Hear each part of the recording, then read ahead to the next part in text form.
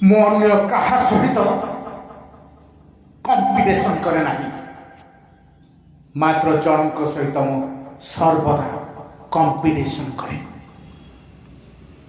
से हेउछि मु निजे स्वयं।